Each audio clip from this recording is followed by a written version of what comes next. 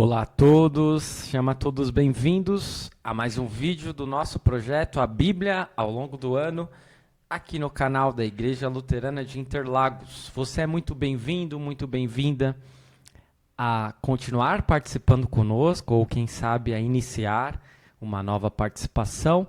Estamos estudando o livro de Deuteronômio e hoje, com o dia 12 de março, o nosso foco estará nos capítulos 25, 26, 27 e 28 de Deuteronômio. Vamos juntos? Iniciando, então, pelo breve resumo dos capítulos. Primeiro capítulo, capítulo 25. Moisés fala a respeito da pena de açoites, da lei do levirato, sobre pesos e medidas justos e da ordem para a destruição de amalequitas. A pena de açoite constituía em dar chicotadas no culpado de um crime, mas não servia para arrancar confissão. Só poderia ser administrada se de fato houvesse provas de que alguém tivesse cometido determinado crime. Jamais, portanto, se deveria tirar a dignidade humana ou o respeito próprio apenas para arrancar uma confissão, como acontecia entre os povos vizinhos. No capítulo 26 temos o relato das primícias da terra, dos dízimos e uma exortação à obediência. Essas instruções tinham em vista uma época em que o povo já se encontraria na terra prometida, quando as belas promessas já teriam se tornado realidade. A cerimônia dos primeiros frutos incluía a recitação de uma bela oração de gratidão e louvor que resume a história de Israel. Percebemos então a grande importância que é dada à iniciativa das pessoas, ou a possibilidade das pessoas também ofertarem de todas as bênçãos que elas haviam recebido de Deus. No capítulo 27 tem início o terceiro discurso de Moisés, a promulgação solene da lei, bendições no Monte Gerizim e maldições no Monte Ebal. Eram dois montes diferentes e distantes, localizados um de cada lado de Siquém, na região montanhosa da Samaria. Estas eram as instruções para o povo quando entrasse na terra. Antes de qualquer coisa era necessário haver uma renovação da aliança, e as maldições e as bênçãos são partes integrantes disso.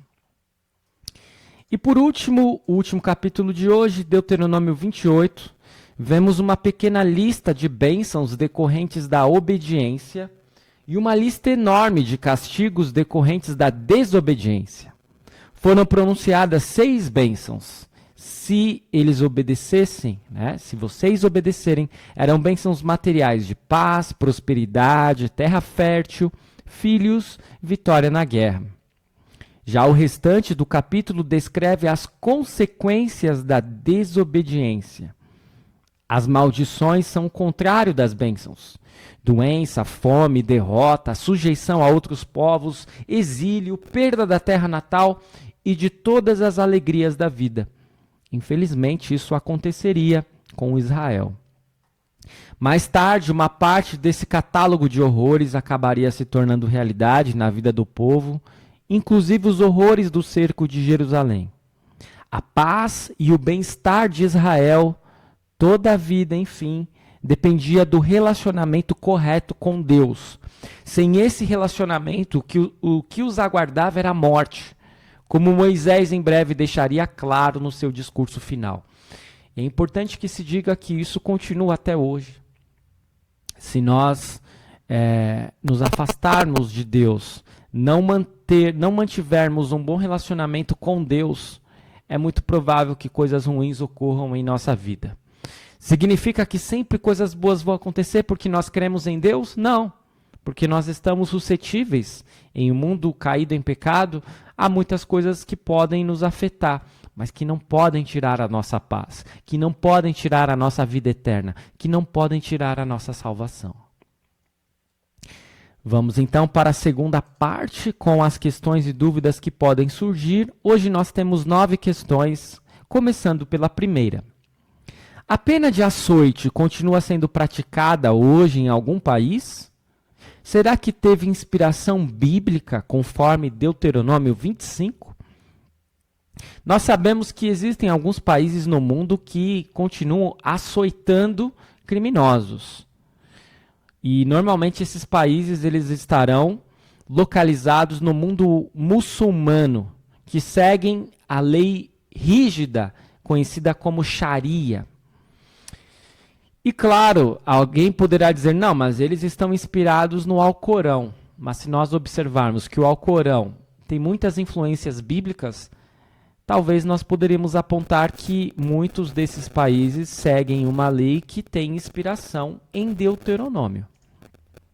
Questão 2. Como funcionava a lei do levirato? Qual era o propósito dessa lei?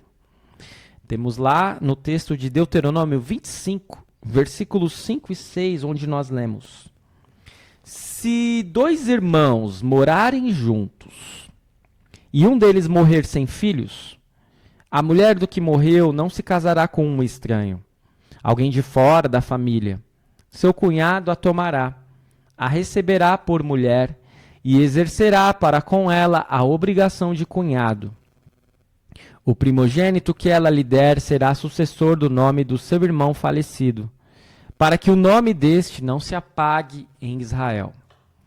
Portanto, o propósito da lei do levirato era impedir a desgraça de um homem morrer sem deixar um herdeiro, sem deixar a sua marca, sem transcender, né? Deixar o seu nome cravado nesta terra. É interessante como isso é importante não somente para as pessoas, mas para Deus. Questão 3. Por que os israelitas não poderiam ter piedade dos amalequitas? Seria Deus um Deus vingativo? Temos a resposta lá no texto de Deuteronômio 25, versículo 17, que diz: Lembrem-se do que os amalequitas fizeram no caminho, quando vocês estavam saindo do Egito. E nós podemos observar que em Êxodo 17, versículo 8, temos o seguinte texto: Vieram os amalequitas e atacaram Israel em Refidim. Então, por isso que os israelitas não poderiam ter piedade dos amalequitas, porque os amalequitas não tiveram piedade dos israelitas. Mas aí alguém poderia pensar, então Deus é um Deus vingativo, ele queria vingança. Primeiro que a gente tem que entender que a justiça é de Deus e a vingança também pertence a Deus. Deus pode se vingar, nós não. Né? Porque nós normalmente não vamos ser proporcionais em nossa vingança. Se alguém eventualmente atirou numa perna de uma pessoa, a pessoa que sofreu esse tiro vai querer não somente atirar na perna da outra pessoa, mas vai atirar na cabeça. Você entendeu? A ilustração que eu estou colocando, né? Um exemplo. A verdade é que, sim, a vingança pertence a Deus e, nesse caso, podemos pensar que Deus, sim, se vingou dos amalequitas. Ele permitiu que os israelitas também pudessem ter essa justiça, mas nós não podemos nos vingar. A vingança pertence a Deus. Questão 4. Quando era o ano do dízimo e a quem deveria ser dado? Temos a resposta em Deuteronômio 26, versículos 12 e 13, onde lemos: Quando no 3º ano, que é o ano dos dízimos, você acabar de separar todos os dízimos da colheita, você os dará aos levitas, aos estrangeiros, aos órfãos, às viúvas, para que comam até se fartarem nas cidades de vocês. Depois, diante do Senhor, seu Deus, você dirá: Tirei de minha casa o que é consagrado e dei também aos levitas, aos estrangeiros, aos órfãos, às viúvas, segundo todos os mandamentos que me tens ordenado. Nada transgredi dos teus mandamentos, nem deles me esqueci. Portanto, era no 3º ano, que era o ano dos dízimos, deveria ser dado aos estrangeiros, às viúvas, aos órfãos e também aos levitas. Questão 5. Moisés avisa que Deus ordena que eles cumpram seus estatutos e juízos de todo o coração e de toda a alma. O que podemos entender de algo ser feito de todo o coração e alma? Está muito claro aqui, né? Mas eu trago essa questão para, de fato, dar essa ênfase. O povo deveria ter amor pela lei. Fazer algo de todo o coração e de toda a alma é ter amor, é ter desejo, é ter vontade. E não somente por Deus, mas pela lei de Deus, pois esta é a vontade de Deus. Questão 6. Que tribos no capítulo 27 são indicadas para abençoar o povo e que tribos são indicadas para amaldiçoar o povo? Qual era o propósito disto? Temos lá no texto de Deuteronômio 27, versículos 12 e 13, onde nós lemos: Quando vocês tiverem passado o Jordão, estas tribos devem se colocar sobre o monte Gerizim, para abençoar o povo. Simeão, Levi, Judá, Issacar, José e Benjamim. E estas tribos estarão sobre o monte Ebal, para amaldiçoar o povo. Ruben, Gade, Aser, Zebulon, Dan e Naftali. Portanto, com 6 tribos de cada lado, os levitas deviam pronunciar a maldição de Deus sobre 12 infrações da lei. 5 dessas infrações estavam relacionadas com um dos 10 mandamentos: idolatria, respeito pelos pais, assassinato. 4 tinham a ver com relações sexuais proibidas, 2 eram de caráter humanitário e a última era mais geral. O propósito, então, é mais uma vez alertar o povo com relação à vontade de Deus, à importância da lei. E se você cumprir a lei, você será abençoado. A obediência atrai as bênçãos de Deus, como nós temos aí na figura. Se você for e descumprir a lei, você será amaldiçoado. É importante que a gente pense sempre nesse tipo de frase, não como algo que é uma lei que, de fato, sempre vai prevalecer neste mundo e nesta vida. Porque muitas vezes aquele que vai tentar seguir a lei de Deus e que não vai conseguir perfeitamente, porque ninguém consegue, também vai sofrer maldições nesse mundo e nessa vida. E nem sempre aquele que vai obedecer vai atrair tantas bênçãos assim. Mas é que muitas vezes o nosso olhar ele está muito, de certo modo, contaminado pelo pecado. Nós não temos muitas vezes a correta percepção das bênçãos de Deus. E nós não iremos procurar seguir a vontade de Deus simplesmente porque nós receberemos bênçãos para isso, mas porque a vontade de Deus é melhor do que a nossa. E muitas vezes alguém não vai simplesmente ser amaldiçoado porque não seguiu a lei de Deus, mas vai sofrer as consequências do pecado. Isso tudo tem que ficar sempre muito claro. Questão 7. A zoofilia é condenada como perversão na Bíblia? Vamos ler. Deuteronômio 27, 21 diz assim: Maldito aquele que tiver relações sexuais com a madrasta, porque profanaria o leito de seu pai. Aqui está falando da questão da madrasta, o 20, né? Aí vem o 21. Maldito aquele que tiver relações sexuais com um animal, e todo o povo dirá amém. Ou seja, a Bíblia condena relações sexuais com animais, também conhecida como zoofilia. Questão 8. O que faria com que alguém fosse abençoado ou amaldiçoado? O cumprimento da lei de Deus. Isso continua sendo válido para hoje? Sim, com todos aqueles pormenores que eu citei antes. Questão 9. Por que será que a lista de maldição é tão maior do que a lista de bênçãos? É curioso isso, né? Quando nós lemos lá no capítulo 28 de Deuteronômio, que as bênçãos estão presentes em 14 versículos.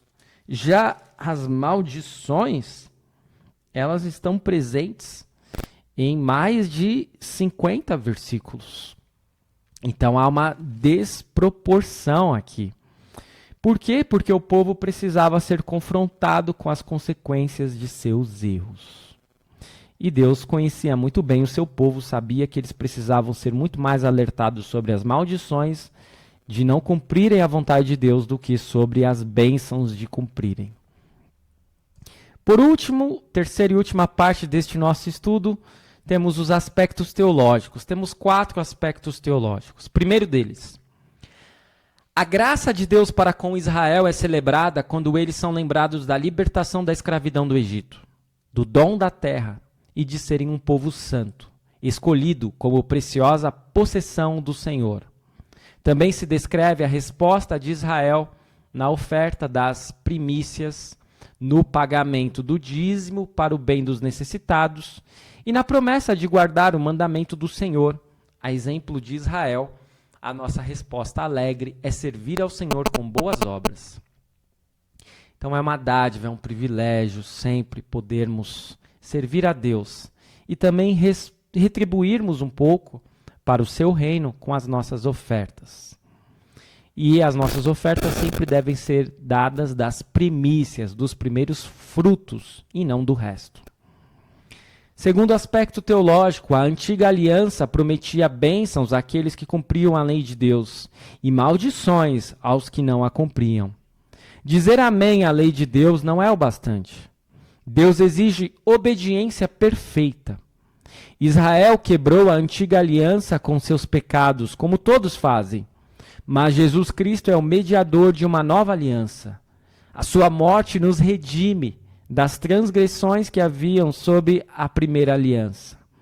A solução para a maldição do pecado é crer, com Lutero, que o nosso supremo consolo é revestir-nos de Cristo e envolvê-los em meus, em teus e nos pecados de todo o mundo.